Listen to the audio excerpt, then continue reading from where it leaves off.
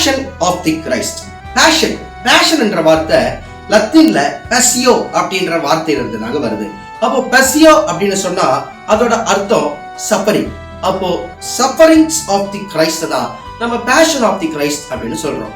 இந்த fashion of the Christ அப்படின்றது இந்த லாஸ்ட் சப்பர்ல இருந்து இயேசுவானவர் சிலுவையில மரிக்கிற வரைக்கும் இருக்கக்கூடிய இந்த மொத்த நிகழ்வையும் தான் நம்ம தி பேஷன் ஆஃப் தி கிரைஸ்ட் அப்படின்னு சொல்றோம். சோ இந்த பேஷன் ஆஃப் தி கிரைஸ்ட் இருக்கக்கூடிய முதல் பார்ட் தி லாஸ்ட் சப்பர் தான். இந்த லாஸ்ட் சப்பருக்கு அப்புறம் ஆண்டவர் எழுந்து பாத்திரத்துல தண்ணீரை வார்த்து சீஷரோட கால்களை கழுவுறாரு. இவரு சாதாரண ஆளா இல்லையே, காற்றையும் கடலையும் அவர் வார்த்தையாலே அடக்கினவர். வானத் மேனது சிங்காசனம், பூமி அவருடைய பாதப்படி. அவர் பிதா கிட்ட வேண்டிக் கொண்டாருன்னா 12 லேகியோனுக்கு மேலான தேவ தூதர்களை அவருக்கு அனுப்புவாரு. 12னா 6000. ஒரு லேகியோன்றது 6000. 12 × 6000 72,000 தூதர்கள் அவர் வேண்டிக் கொண்டா வருவாங்க. இன்னும் வேதம் சொல்லுது, தண்ணீர்களை தமது கைப்பிடியால் அளந்து வானங்களை ஜானளவாய் பிரமாணித்து பூமியின் மண்ணை மரக்காலில் அடக்கி பர்வதங்களை துலாக்கோலாலும் மலைகளை தராசாலும் நிறுத்தவர் யார்?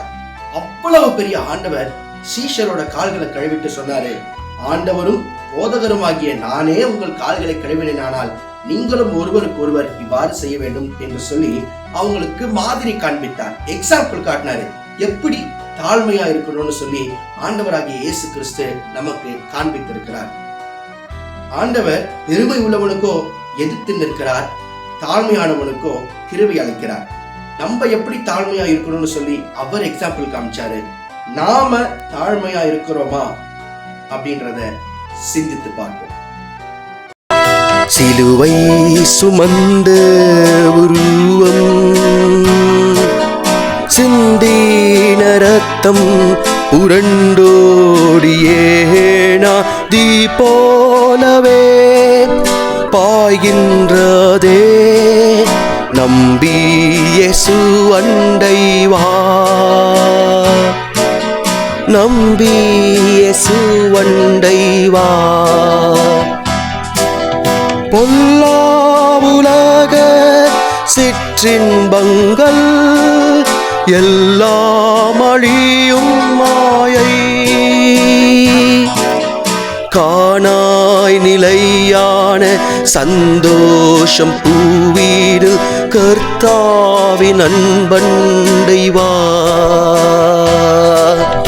சிலுவை சுமந்த உருவம்,